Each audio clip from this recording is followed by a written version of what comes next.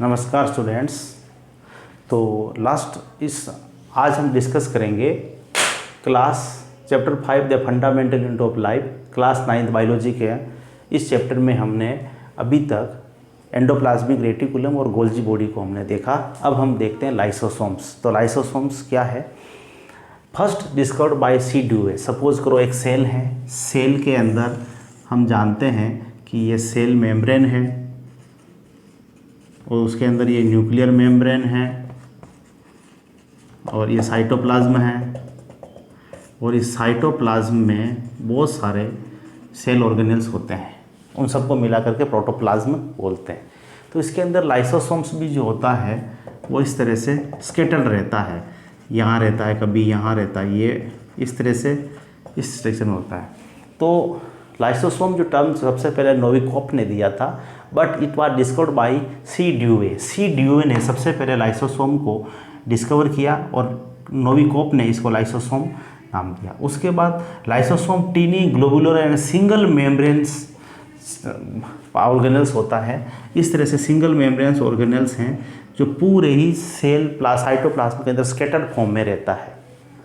उसके बाद this contain hydrolytic, जो ये लाइसोसोम होता है इसके पास हाइड्रोलाइटिक एंजाइम्स होते हैं। कुछ इस तरह के केमिकल्स हैं या इस तरह के हैं जो कि सेल के अंदर इंटरसेल्यूलर डाइजेशन में हेल्प करते हैं और कभी कभी सेल को ये क्लीन करने का काम करता है। क्लीन से मतलब होता है कि कोई सेल है उसके अंदर जो भी फॉरेन पार्टिकल्स आ गए, अनवांटेड पार्टिकल्स आ गए, तो लाइसोसोम उसको रिमूव कर देता है। इसलिए इसको लाइसोसोम्स को ये डाइजेशन ऑफ फॉरेन पार्टिकल्स को रिमूव करके सेल को क्लीन करता है, इसलिए लाइसोसोम्स का इंपॉर्टेंट रोल प्ले करता है। बट कभी कभी ऐसी सिचुएशन बन जाती है स्टारवेशन की कंडीशन में, जब मेटाबॉलिज्म का डिस्टर्बेंस हो जाता है तो सेल के अंदर लाइसोसोम्स ब्रस्ट हो जाता है और उसके जो एंजाइम्स हैं वो कभी कभी अपने ही सेल ऑर्गेनेल्स को डाइजेस्ट कर जाती है। इसलिए लाइसोसोम को सुसाइडल बैग्स ऑफ सेल भी कहा जाता है। लाइसोसोम्स को आत्मघाती थैली, यानी ये लाइसोसोम्स कभी कभी जब अपनी सुसाइडल बैग्स ऑफ सेल्स क्यों कहा जाता है? क्योंकि लाइसोसोम्स अपने ही सेल ऑर्गेनेल्स को ये डाइजेस्ट कर देता है। तो हम इसको भी देखते हैं कि lysosomes is called suicidal bags of, lysosomes के लिए कहा जाता है it is suicidal bags of cell. क्यों कहा जाता है?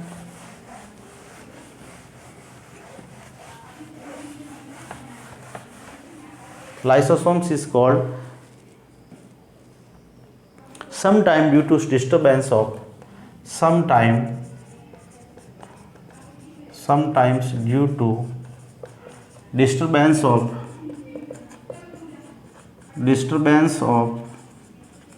metabolism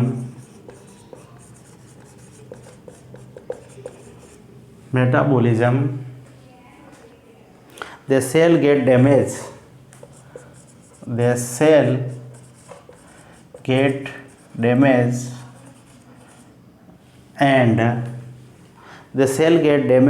and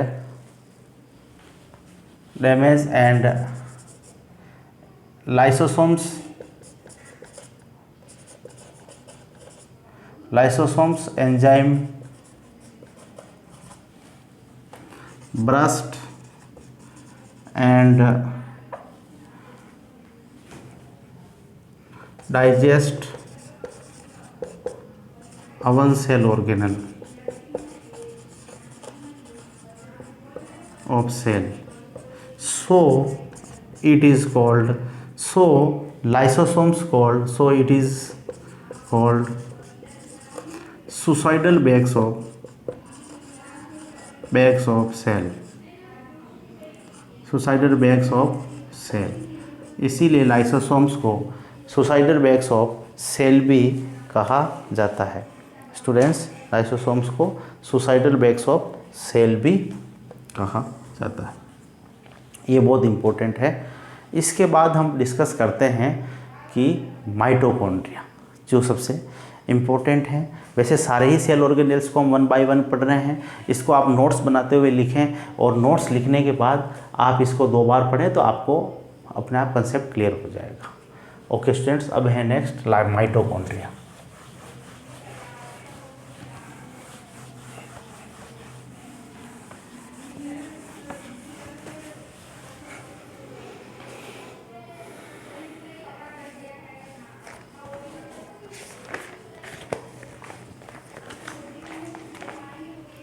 माइटोकॉन्ड्रिया स्टूडेंट्स, वो ध्यान से देखें, इम्पोर्टेंट है ये माइटोकॉन्ड्रिया एग्जाम के। हाँ, माइटोकॉन्ड्रिया को हम यहाँ ब्रैकेट में लिख देते हैं power house of cell. Power house of cell, एक सेल का इंजन है ये, पावर हाउस ऑफ सेल। आपसे एग्जाम में पूछा जा सकता है who is known as power house of cell, तो माइटोकॉन्ड्रिया। सबसे पहले mitochondria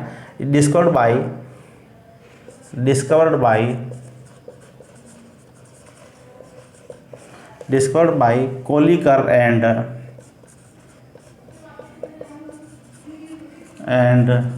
this term was given by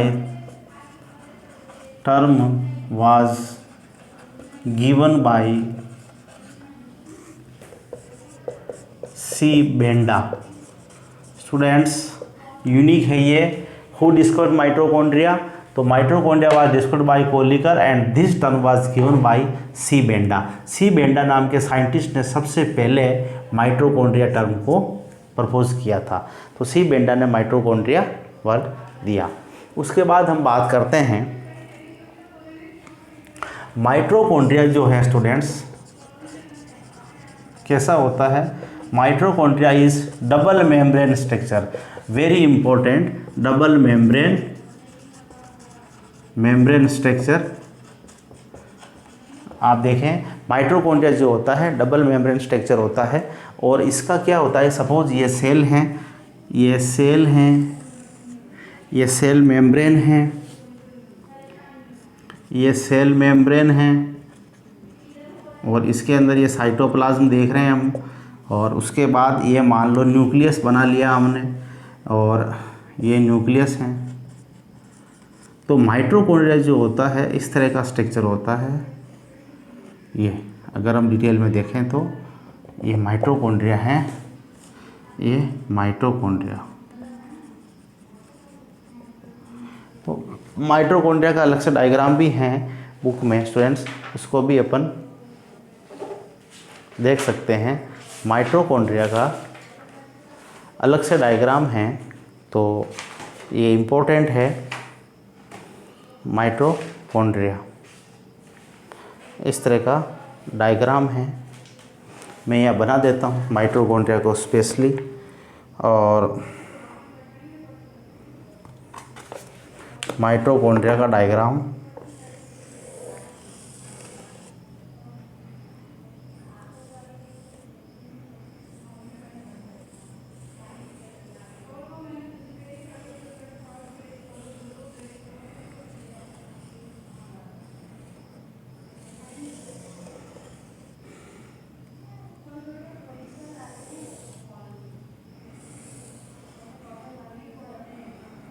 ये इसकी आउटर मेम्ब्रेन है,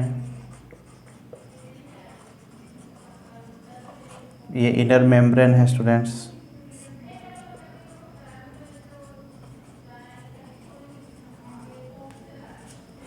और इसके ऊपर डीएनए के पार्टिकल्स लगे हुए हैं।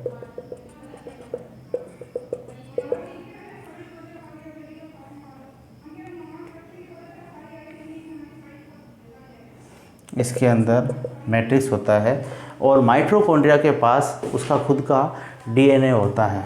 माइटोकॉन्ड्रिया के पास उसका खुद का डीएनए होता है स्टूडेंट्स, वेरी वेरी इंपॉर्टेंट, इसको ध्यान रखें, याद रखें आप। अब हम देखते हैं कि माइटोकॉन्ड्रिया डबल मेम्ब्रेन स्ट्रक्चर। तो स्टूडेंट्स माइटोकॉन्ड्रिया जो है, एक डायग्राम देख लें आप, इसके नीचे मुझे कुछ लिखना है, इसको मिटा रहा हूँ मैं। Mitochondria is double membrane structure and outer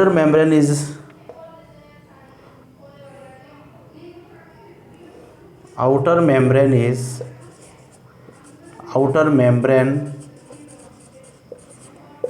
is very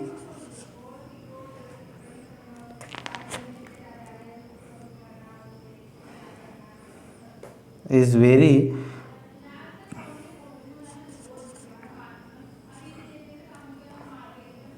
porous.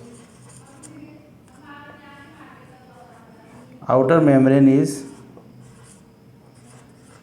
porous while inner membrane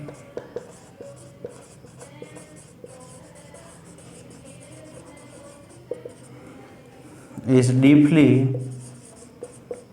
folded. Inner membrane इसे अंदर फोल्ड होती है, आउटर मेम्ब्रेन इज कंप्लीट होती है. Mitochondria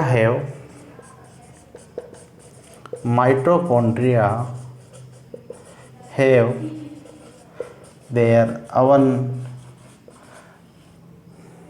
DNA and ribosome.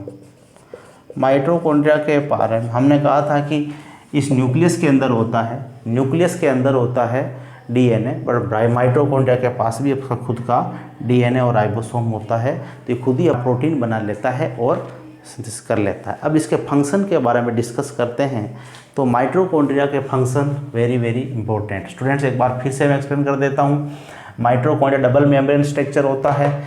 बाहर वाली मेम्ब्रेन, अंदर वाली मेम्ब्रेन फोल्डेड होती है जिसको क्रिस्टी बोलते हैं. माइटोकॉन्ड्रिया के पास अपना खुद का डीएनए और राइबोसोम होता है. ये एक टर्म जो सबसे पहले डिस्कवर किया था कोलिकर ने, बट सी बेंडा ने सबसे ये टर्म दिया था. तो स्टूडेंट्स इसको आप लिख लीजिए और अब इसके फंक्शन को डिस्कस करते हैं.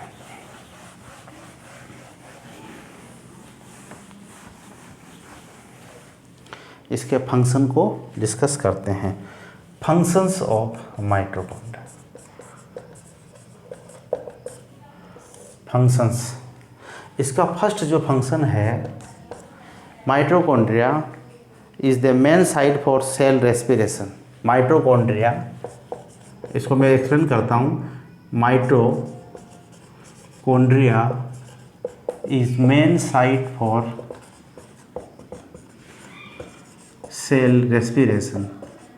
हम जानते हैं कि रेस्पिरेशन में, आपने लोअर क्लासेस में पढ़ा है, रेस्पिरेशन में जब भी सेल के अंदर ग्लूकोज पार्टिकल्स एंटर करता है और ऑक्सीजन की प्रेजेंस में ग्लूकोज टूट करके पायरुवेट बनाता है. पायरुवेट आगे जा करके क्या बनता है, अगर एरोबिक रेस्पिरेशन होता है तो CO2 + H2 में कन्वर्ट होता है और एनर्जी रिलीज करता है.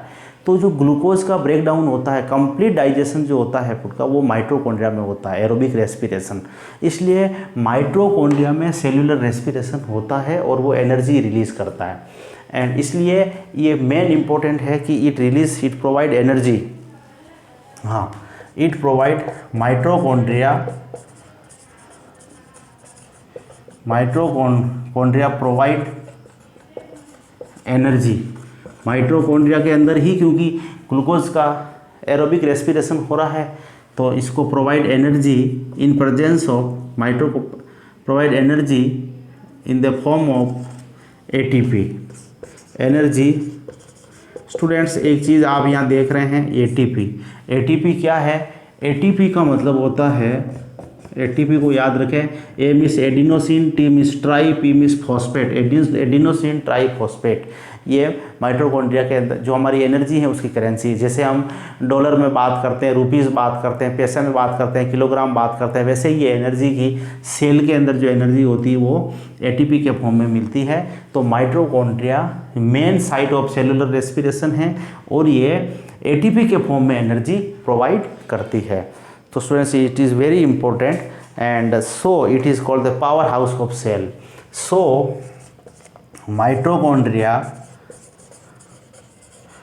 mitochondria is called powerhouse of cell.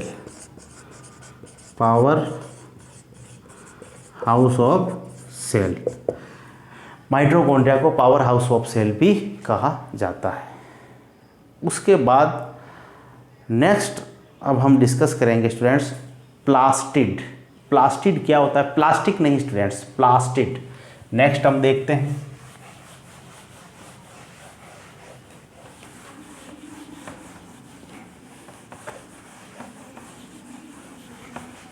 Students 2 बार आप ध्यानपूर्वक सुने और मन लगा करके आप पढ़ें. इस चैप्टर को बोरिंग सा ना लें, पहले अच्छी तरह से सुन लें, उसके बाद नोट्स बना लें, उसके बाद फिर पढ़ें आप.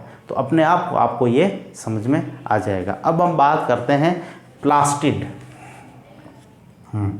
5 नंबर पे है प्लास्टिड।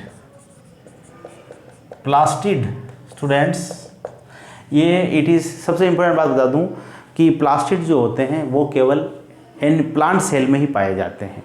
अब प्लास्टिड को थोड़ा सा डीप में देखते हैं students. First introduce by E Haeckel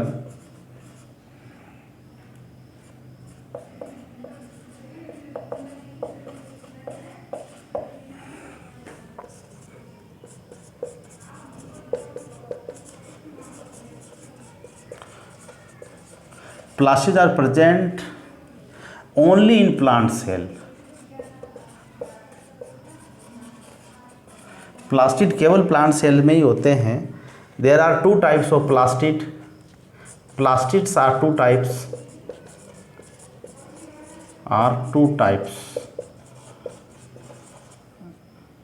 first chromoplast, plast, and second leucoplast.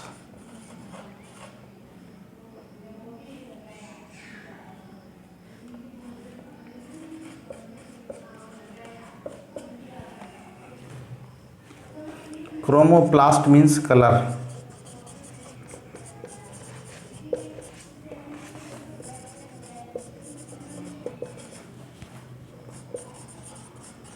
एक बार लिख लीजिए स्टूडेंट्स, फिर मैं इसको एक्सप्लेन कर देता हूँ। पिगमेंट, क्लोरोप्लास्ट,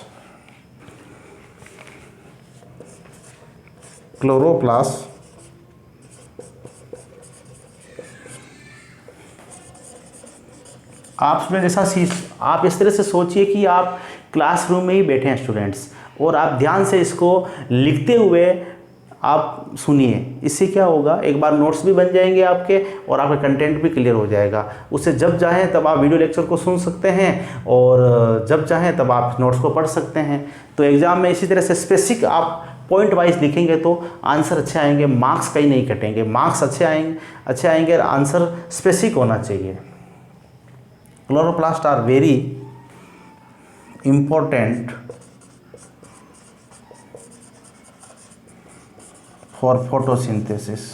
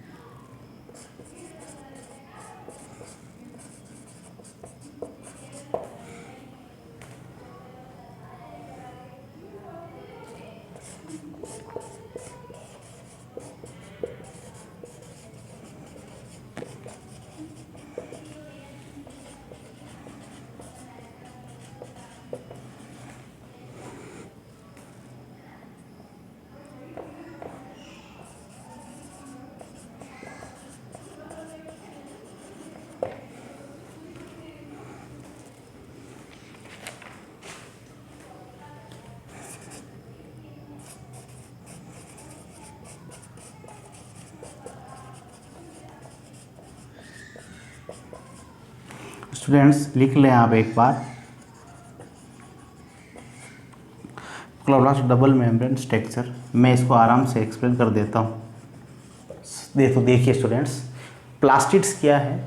प्लास्टिड्स जो होते हैं ओनली प्लांट सेल में ही पाए जाते हैं, एनिमल सेल में प्रेजेंट नहीं होते हैं।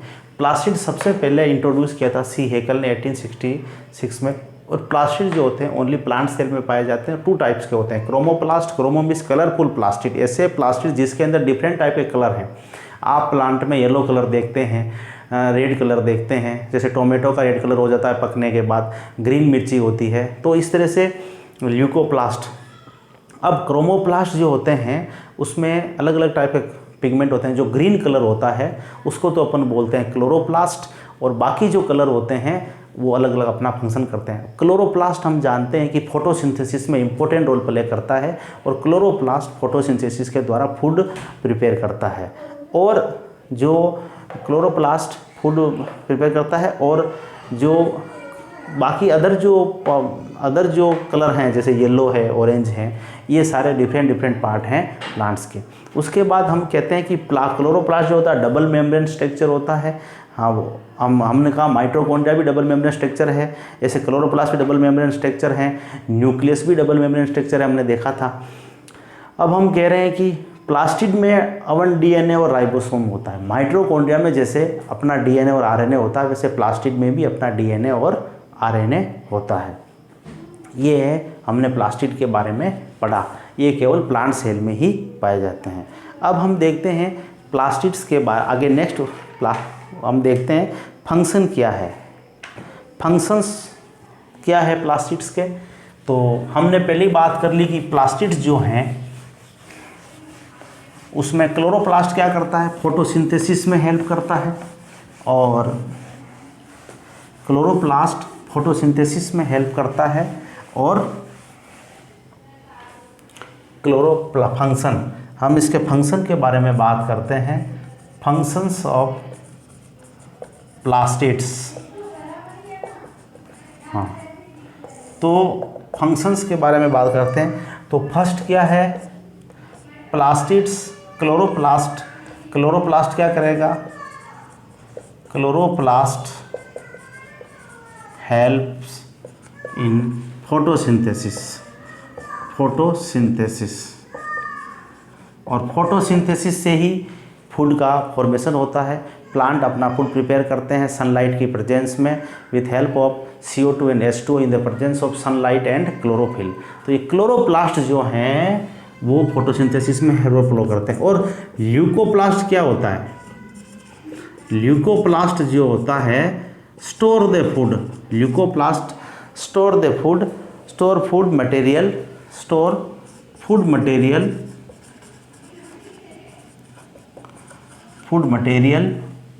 स्टोरोप्लास्ट क्या करते हैं, ये leucoplast like oil, starch, protein, food material like oil, starch, और इस तरह से प्रोटीन के फॉर्म में।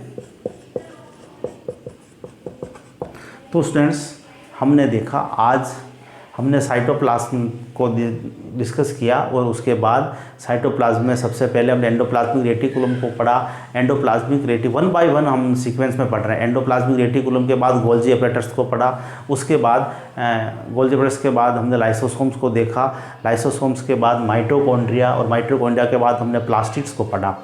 स्टूडेंट्स, एक लास्ट हमारा अब रह जाता है वैक्यूल्स, और वैक्यूल्स को पढ़ने के बाद हमारा जो सेल ऑर्गेनेल्स हैं, जो हमारे सारे सेल ऑर्गेनेल्स हैं, लगभग क्लियर हैं।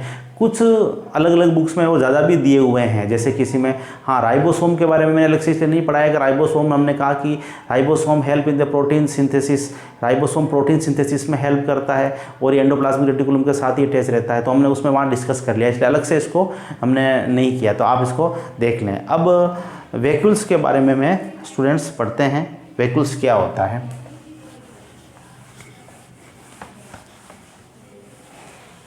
वैक्यूल्स,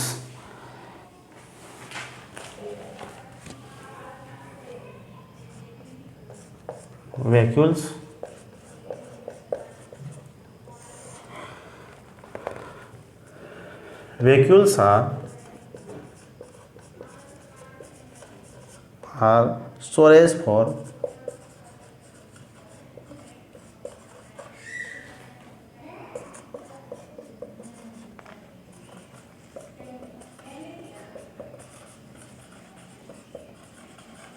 सपोज एक सेल है, सेल के अंदर ये न्यूक्लियर मेम्ब्रेन है,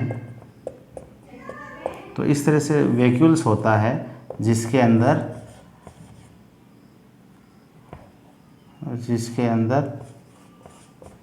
फूड पार्टिकल्स ये सॉलिड और लिक्विड कंटेंट स्टोर करता है। Vacuoles are storage for solid और लिक्विड कंटेंट। वैक्यूल्स क्या होता है, 7 अलग डिफरेंट प्लांट सेल और एनिमल सेल में अलग अलग साइज, डिफरेंट साइज का होता है। Vacuoles are smaller in animal cell and larger in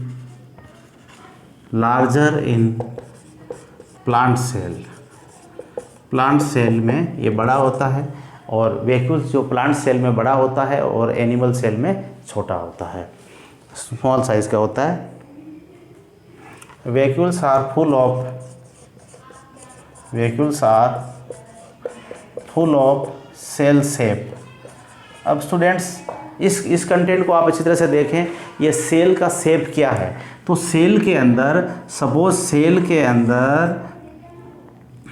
के अंदर जो भी ये न्यूक्लियस है, अब जो भी ये साइटोप्लाज्म है, ये इसके अंदर सेल ऑर्गेनेल्स हैं। अब ये वैक्यूल्स क्या करता है, जो भी एक्स्ट्रा मटेरियल्स हैं, जो भी इसका सेल का जो लिक्विड फॉर्म है, वाटर के फॉर्म में हो सकता है, सॉलिड के फॉर्म में हो सकता है, ये वैक्यूल्स इसको लेकर के स्टोर करके रख लेता है। तो एक्स्ट्रा सेल के अंदर साइटोप्लाज्म का डिस्टर्बेंस ना हो, ऑस्मो रेगुलेशंस को बनाए रखने के लिए एक्स्ट्रा जो भी मटेरियल है अंदर सब्सटेंसेस, उसको ये अपने पास स्टोर करके रख लेता है। कौन? ये वैक्यूल्स। इसलिए vacuoles are storage for solid और लिक्विड कंटेंट। इसको हमने इस तरह से देखा। हाँ, जैसे हम जानते हैं कि प्लांट के अंदर तो वैक्यूल्स क्या करता है, सेल शेप सेल का शेप क्या होता है, सेल शेप लाइक शुगर हो सकता है। शुगर के बाद एमिनो एसिड्स, ये जितने भी हैं ये वैक्यूल्स इसको स्टोर करके रखता है। उसके बाद फंक्शन क्या करते हैं, फंक्शन क्या है वैक्यूल्स का। वैक्यूल्स के फंक्शन की बात करें हम,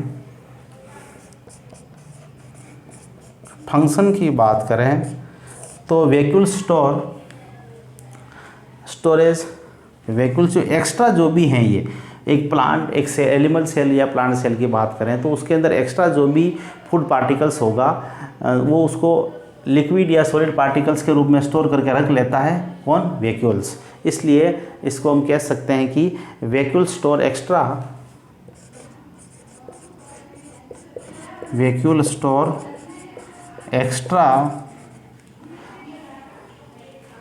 सेल शेप, जिससे सेल डिस्टर्ब ना हो, cell shape and provide turgidity and provide. आपको पता है हमने डिस्कस किया कि टर्गिडिटी एंड रिगिडिटी, मजबूती भी प्रदान करता है,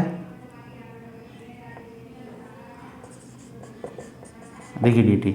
हमने कहा कि ये सेल शेप को, सपोज एक प्लांट सेल है, उसके अंदर ये वैक्यूल्स हैं, तो ये इस तरह से सारा स्टोर करके रख लेता है। कभी कभी न्यूक्लियस को भी ये साइड में कर देता है। तो जब ये बहुत स्टोर करके रख लेगा वैक्यूल्स, तो ये प्लांट सेल को ये रिगिड बना देता है, क्योंकि इसके पास एक्स्ट्रा रिजर्व फूड मटेरियल रहता है।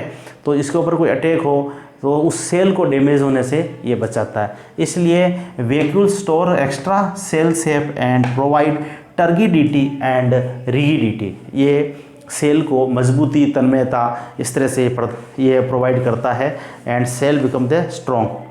Vacuoles also help in the अब हम बात करते हैं तो वैक्यूल्स क्या करता है। अमीबा के अंदर हम बात करें, वैक्यूल्स फूड वैक्यूल्स होती है अमीबा के अंदर। Vacuoles also help in food capturing. Vacuoles also help in food capturing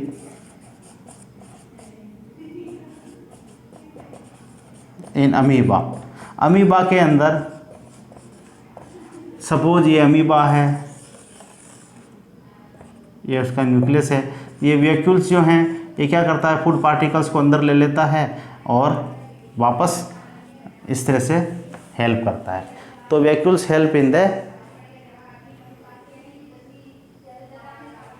और एक उसमें और लिख सकते हैं कि it expel out extra vacuoles, it expel out extra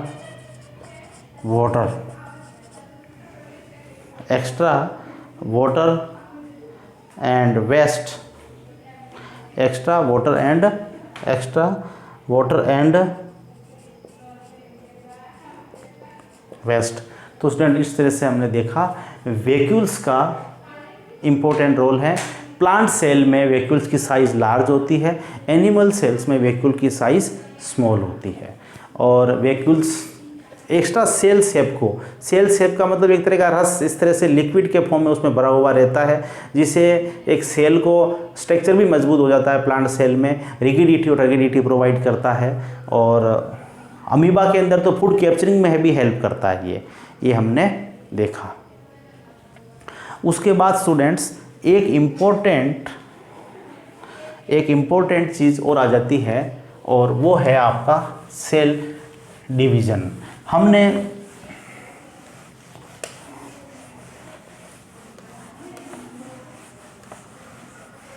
okay students, हम नेक्स्ट क्लास में डिस्कस करेंगे what is cell division, mitosis और मियोसिस। एक सेल से हमने पहले कहा था ना, सेल थ्योरी पढ़ी थी, तो उसमें